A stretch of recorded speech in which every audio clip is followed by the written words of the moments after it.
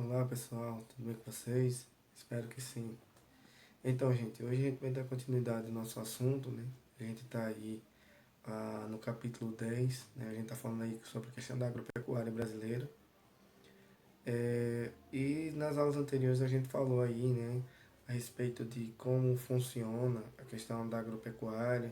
A gente falou sobre a questão das principais características, né? Do espaço agropecuário brasileiro.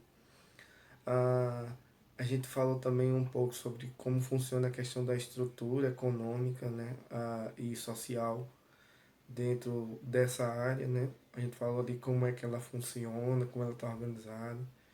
A gente falou ali sobre a questão das condições sociais ali dentro, né? Então a gente falou ali sobre a questão dos arrendatários, né?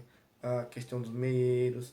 A gente falou sobre a questão também da agricultura familiar e como essa agricultura ela é importante no nosso país.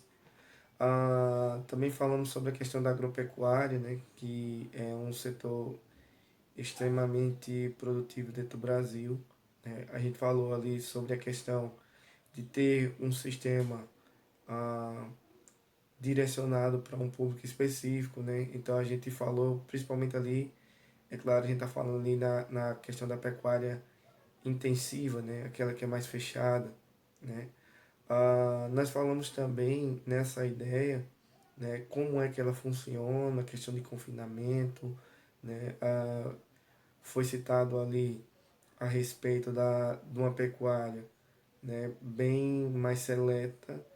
E nesse caso especificamente a gente falou que uma boa parte da produção gerada na pecuária intensiva, né, no caso do Brasil, ela tem um mercado consumidor voltado ali à questão do leite, né? Ah, também falamos sobre a questão da pecuária extensiva, né? Criação, no nosso caso especificamente, né? Em grande parte vai ser para a criação de gado de corte, né? A gente também falou ali, né, sobre a questão ali de outras criações, como por exemplo, né, a questão da produção de frango, a criação de porcos, né, a questão dos suínos. A gente falou ali, né, sobre a questão do mercado asiático, que tem bastante interesse, né, no que é produzido no Brasil. A gente falou sobre a questão da China, mais especificamente, né, no consumo do frango. E aí hoje a gente vai falar diretamente sobre a questão da estrutura fundiária brasileira. Quando a gente fala sobre estrutura fundiária, é claro que a gente precisa lembrar de que todo o processo ele tem origem, no caso da distribuição de terras, ele tem origem ali, né, no período da colonização brasileira, né, desde o período em que o território das Américas foi dividido, né, entre Portugal e Espanha, né, por conta do tratado conhecido por nós como Tratado de Tordesilhas. Além dessa ideia, é claro, a gente precisa lembrar, né, o Tratado de Tordesilhas dividia, né, as terras do continente americano em dois lados. O que tivesse à direita dessa linha do tratado pertenceria a Portugal, o que estivesse à esquerda pertenceria à Espanha, né? Exceto, é claro, né, quando a gente fala sobre isso, exceto a parte da Inglaterra, né, que Inglaterra e Portugal descobriram o Brasil e os Estados Unidos basicamente em eras bem próximas, né? E o que difere muito é a questão do formato de colonização, né? Enquanto a gente tem lá na parte norte a colonização ah, de povoamento, nós temos aqui a colonização por exploração. Exploração do que, mas claramente? Exploração principalmente das riquezas naturais, do pau-brasil, né? E mais para frente, além da ideia do escambo, a gente vai encontrar também, né, a ideia ali, né, da questão da cana-de-açúcar, pegando toda a margem litorânea do novo território. E aí, gente, o que é que a gente vai perceber nesse momento? Né? Nesse momento a gente consegue perceber que por conta dessa nova terra, né, o Brasil ele foi dividido ali naquilo que a gente vai chamar de capitanias. né? São faixas de terra gigantescas, né, na qual o Brasil foi dividido. E essas capitanias, elas tinham uma pessoa ah, responsável por ela. Essa pessoa era de total confiança do rei, né? E a gente vai chamar essa pessoa de donatário. O que que o donatário fazia? Né? Ele possuía a terra, né? Não era sua, era da coroa portuguesa, mas ele era o responsável. E aí o que ele fazia? Ele pegava essa terra, né? E encontrava pessoas na Europa, Portugal principalmente, que quisessem vir para o Brasil e tornar essa terra produtiva. Então, se essa pessoa se comprometesse em tornar a terra produtiva, né, fazer com que as terras dessem lucro, porque Portugal queria receber os impostos, colher os impostos, né? Então essas pessoas receberiam as terras, né? E essa porção de terra ela era doada em forma de ser-maria. E aí o que aconteceu? Nesse período muita terra foi doada e as pessoas receberam porções gigantescas de terra. Só que essas porções gigantescas, elas, como eram capitanias, o termo capitania hereditária é passado de geração em geração, muitas das vezes, né, as famílias e as gerações posteriores não se comprometiam em fazer com que essa área fosse rentável.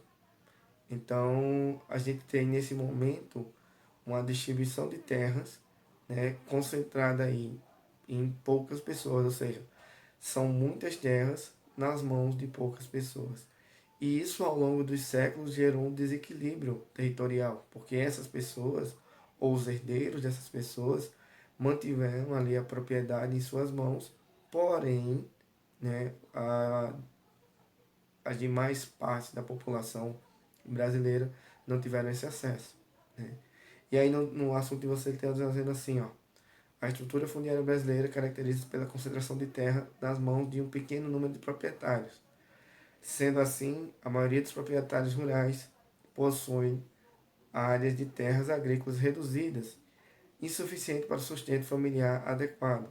É claro que ele está falando aí diretamente, né, da questão, né, da agricultura familiar, e ele faz essa análise, diz, ó, tem pouca gente com muita terra e tem muita gente com pouca terra. Então, a agricultura que vai se desenvolver nesse lugar é aquilo que a gente vai chamar de agricultura de subsistência. Ou eu gosto de chamar muito de subexistência. Tipo, o que se produz mal dá para existir.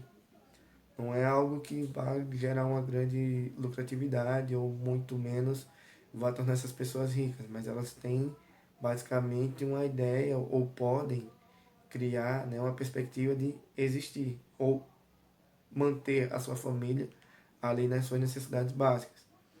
Aí tem aí, gente, de acordo com os dados fornecidos pelo INCRA, né, referentes ao ano de 2012, deixa eu baixar aqui a minha imagem, a maior parte dos estabelecimentos rurais, né, apresentam menos de 10 hectares e ocupam 1,5% dos imóveis rurais. Né? 1,5%. Nesse caso, ele está falando das terras disponíveis. Né? 1,5%. Então, nós temos aí 98,5% que está disposto de outra forma. Aí ele continua, se considerar os imóveis de até 100 hectares, tem-se situação na qual 86% dos imóveis rurais, né, ah, ocupam 17% das terras disponíveis. Isso significa que uma grande parte dos agricultores dividem uma pequena porção de terras, em contrapartida, menos de 1% dos estabelecimentos rurais, com mais de 1.000 hectares, ocupam 32% das terras disponíveis no país. Então, o que é que está falando? Ele está falando exatamente dessa discrepância, né? Dessa diferenciação. E aqui nessa tabela, gente, a gente vai poder perceber isso de uma forma mais clara, né? Então, tem aí a estrutura e eles aí mostram, né, menos de 10 hectares, né? E nessa ideia, a gente percebe aí como é que está menos de 10 a 100, de 10 a 1.000, de 1.000 a 10.000, 10.000 a 100.000, mais de 100.000. Né? Então a gente percebe aí o tamanho que a gente está falando. Né? E deixa eu minimizar a minha imagem para ficar mais claro. né? Só para a gente observar aqui no final como funciona isso, né? Então percebam aí, pelos números a gente consegue ver exatamente, né, a quantidade de hectares, a, o número de imóveis, a porcentagem de cada um, né, e a área que cada uma dessas ocupa. Então essa é a ideia, tá? Aí tem aí, gente, essa situação é resultado de um longo processo histórico de ocupação de posse pelas terras do território brasileiro que favoreceu uma pequena parcela de pessoas. Esse modelo se reproduziu durante séculos sem alteração na forma de distribuição. Então perceba, gente, que ele vai trazer essa ideia, né? E a herança da terra, ela se torna muito forte. Então, qual seria a ideia principal aqui para resolver esse problema? A ideia principal seria o princípio da reforma agrária, tá certo? Aí, gente, eu vou concluindo por aqui, então. Na próxima aula, a gente discute sobre isso, tá? Se você teve alguma dúvida sobre o assunto, faz as suas anotações na nossa videoconferência. A gente usa para tirar as dúvidas, certo? Valeu, pessoal. Um abraço. Até mais.